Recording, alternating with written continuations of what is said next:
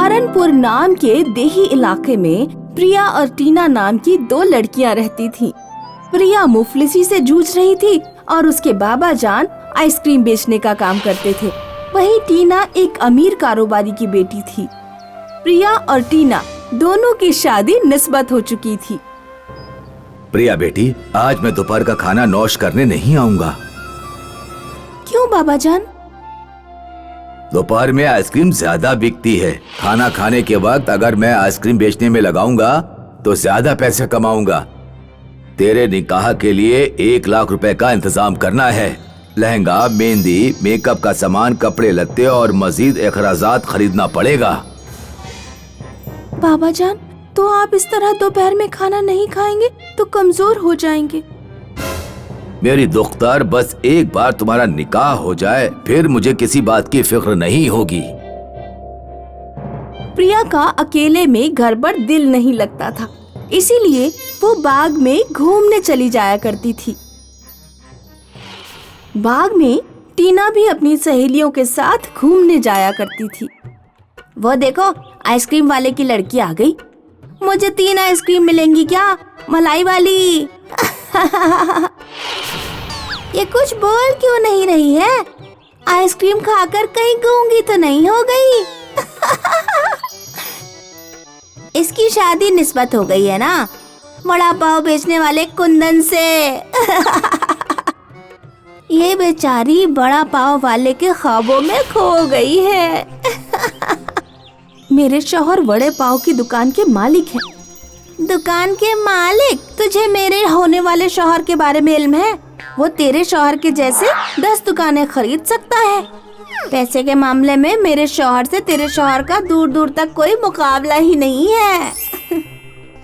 ज्यादा पैसा जिंदगी में खुशी की यकीनी जर नहीं है। ओहो, बड़ी इल्म दराज बन रही हो। तेरी और मेरी शादी एक ही दिन है। मैं तुझे पैसे की ताकत दिखाऊंगी।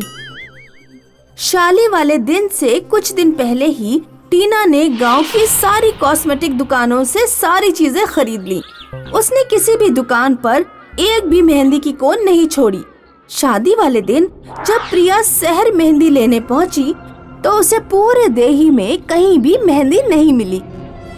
चाची जान, क्या आपके पास मेहंदी है? नहीं बेटी, सारी मेहंदी टीना के घर जा चुकी है। आज मेरी शादी है और मेरे हाथों पर मेहंदी की एक बूंद भी नहीं। अब आया मजा। जरा मेरे हाथ देख, कैसे मेहंदी से खूबसूरत लग रहे हैं। अब तो ऐसे ही सादे हाथ लिए ससुराल पहुंचेगी। टीना चली गई और प्रिया आंखों में अश्क लिए वहीं खड़ी रह गई। प्रिया को कहीं से कोयल की आवाज सुनाई दी। इतनी खूबसूरत कोयल की आवाज मैंने पहले कभी नहीं सुनी। प्रिया आवाज की तरफ कदम बढ़ाती गई। वो कोयल एक दरख्त पर बोल रही थी। ये तो मेहंदी का दरख्त लगता है। प्रिया ने दरख्त के पत्ते तोड़े, उन्हें पीसा और कोन बनाकर उसमें मेहंदी भर दी। फिर वो अपने घर पहुंची और उसकी सहेलियों ने उसके हाथों में मेहंदी लगा दी। अपने हाथों में मेहंदी लगे देखकर प्रिया को बेहद खुशी हुई। आज मुझे लग रहा है कि मेरा निकाह हो रहा है। प्रिया अपने ससुराल पहुंची। तुम्हारी मेहंदी तो बहुत खूबसूरत रची है। मेरी तो कुछ ही घंटों में फीकी पड़ गई थी। ये मैंने एक दरख्त से खुद बनाई थी। मैं दुकान पर जा रहा हूँ, जरा मेरे जूते ले आओ।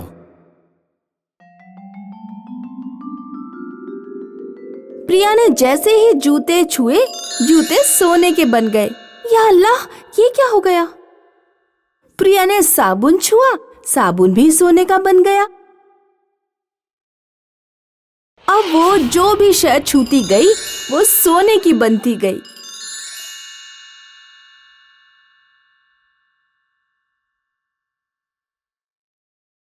सुनिए जी, मेरे कुछ समझ में नहीं आ रहा। मैं जिस भी शय को छू रही हूँ वो सोना बन जा रही है।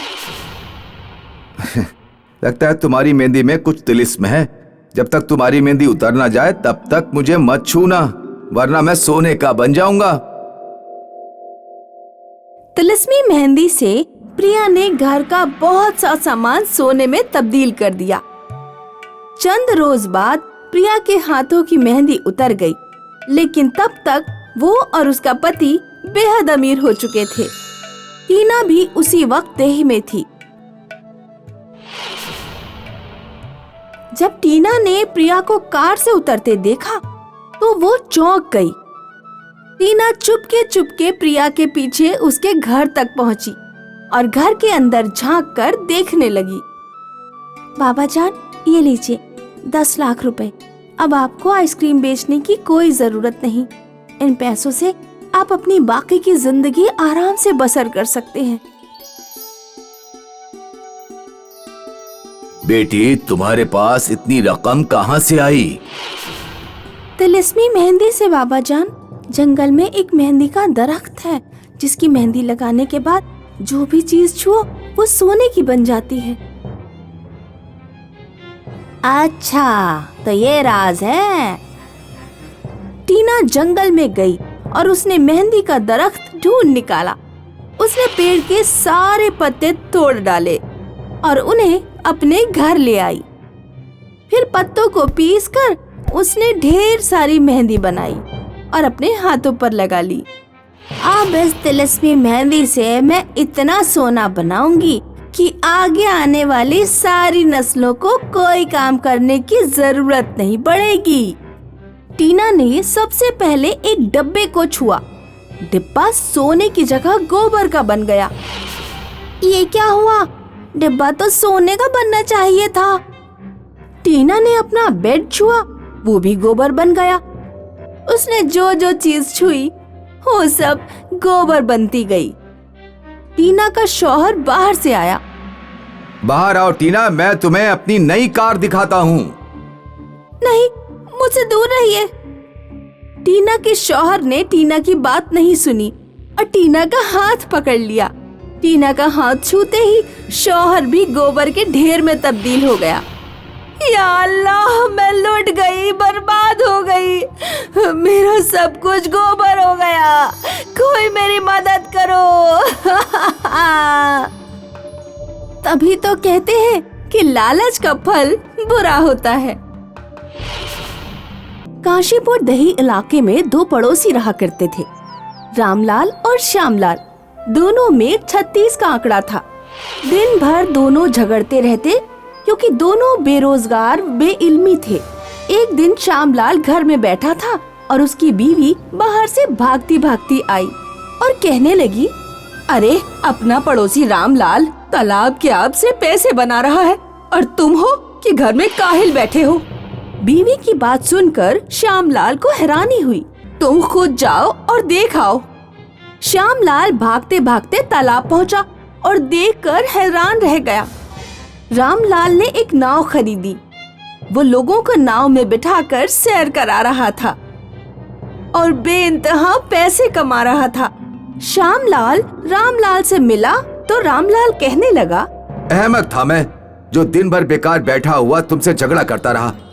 अब मैं एक देही से पैसे कमा लूंगा और बड़ा आदमी बन जाऊंगा और जहाज खरीद लूंगा। रामलाल लोगों को नाव में बिठाकर तालाब की सैर करा रहा था और श्यामलाल फटी आंखों से देख रहा था। रामलाल से उसे हसद होने लगी। मैं भी देखता हूँ तू कैसे रईस शख्स बनता है। श्यामलाल एक मौलवी के आशियाने में गया और वहाँ से तिलिस्मी खाक ले आया। शब के वक्त में उसने वो खाक तालाब के आब में घोल दी। आब में डालते ही तालाब का आब खौलने लगा और श्यामलाल हंसने लगा।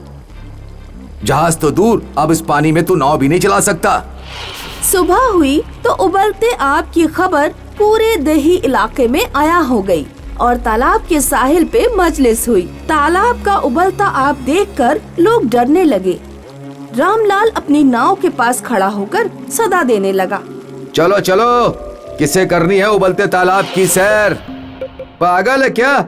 नाव में बैठकर उबलते तालाब में जाएंगे तो पकोड़े नहीं बन जाएंगे? हमें नहीं करनी है कोई सैर वैर। सारे लोग चले गए और रामलाल परेशान हो गया। लगता है नाव बेचनी पड़ेगी, मैं तो बर्बाद हो गया। चंद रोज बीत गए। श्यामलाल घर में निकम्मा बैठा था। उसकी बीवी आई और कहने लगी, क्या काहिलों की तरह बैठे हो, कुछ तो करो। रामलाल का इतना बड़ा नुकसान करा दिया, और क्या करूं? रामलाल के नुकसान में तुम्हारा क्या फायदा? फायदा सोचो, इतना बड़ा देही इलाका है, एक भी चाय की दुकान नहीं। उबलते तालाब में चाय पत्ती डालो और चाय फरोख्त करो। श्यामलाल फौरन सेठ के पास गया और बोला, सेठ जी, मुझे 1 ट्रक चीनी, 1 ट्रक चायपत्ती और 1 ट्रक इलायची और 1 टैंकर दूध चाहिए। इतनी बड़ी रकम में माल, क्या गोलमाल है? बस आप भिजवा दो, पैसे 1 साल बाद दे दूंगा। दूसरे दिन 1 ट्रक चीनी, 1 ट्रक चायपत्ती, 1 ट्रक इलायची और 1 टैंकर दूध उबलते तालाब के किनारे आ गया। तो श्यामलाल ने तीनों ट्रक तालाब में खाली करवा दिए और तालाब में चाय बनने लगी। इलायची की खुशबू सारे देही इलाके में फैल गई और लोगों की तालाब के पास मजलिस होने लगी। चाय ले लो, चाय ले लो, चाय चाय। लोगों ने चाय का तालाब कभी नहीं देखा था, इसीलिए चाय पीने और तालाब देखने लोगों की मजलिस होने लगी और श्यामलाल बेइंतहाई खुश हो गया। इधर रामलाल ने देही इलाके में पाइप और नल की दुकान खोली। वो उसी में मसरूफ था। एक रात रामलाल नल फिटिंग करने दूसरे देही इलाके जा रहा था, तो रास्ते में उसे आशियाने वाला मौलवी मिला और कहने लगा, वो श्यामलाल तुम्हारा पड़ोसी है ना? तिलिस्मी खाक ले गया था तालाब में डालने के लिए और पैसे नहीं दिए। सुना है चाय का तालाब बेच रहा है, उसे पैसे लौटाने के लिए बोल देना। बाबा चला गया और रामलाल समझ गया कि नाव के कारोबार में टांग अड़ाने वाला श्यामलाल ही है। मेरा कारोबार बंद करा दिया, अब मैं भी देखता हूँ कि चाय का तालाब कितने दिन चलता है। दूसरे दिन रामलाल तालाब के पास गया। श्यामलाल चाय निकालकर लोगों को पिला रहा था और बेइंतहा पैसे कमा रहा था। अरे तुम इसे पैसे क्यों देते हो? ये तालाब इसका थोड़ा ही है, मुफ्त में चाय पिया करो। क्या बक रहा है? मैं तुमसे नहीं, लोगों से बात कर रहा हूँ। रामलाल, बात तो ठीक है, लेकिन हमें ये चाय निकाल कर देगा कौन? देखो चाय कैसे उबल रही है। श्यामलाल हमें चाय निकाल कर देता है, इसीलिए हम पैसे देते हैं। मैं दूंगा तुम्हें चाय निकाल कर। वो कैसे? मैंने पाइप नल का कारोबार कर रखा है। चाय के तालाब में पाइपलाइन लगवाकर सीधे तुम्हारे घर में नल डाल दूंगा, फिर घर में बैठकर जितनी मर्जी आए उतनी चाय पी लेना। लोग रामलाल की बात मानकर चले गए और श्यामलाल मुसीबत ज़दा हो गया। शक्कर मेरी, चाय पत्ती मेरी, इलायची मेरी, दूध मेरा, और तुम्हारा क्या? नाले पे दहला, तुमने मेरा पैर खींचा, अब मैं तुम्हारा पैर खींचूंगा। इस तरह से श्यामलाल बर्बाद हो गया और रामलाल को नया कॉन्ट्रैक्ट मिल गया। उसने पाइपलाइन से लोगों के घर चाय भिजवाई और कर्जदार बना श्यामलाल देही इलाका छोड़कर भाग गया।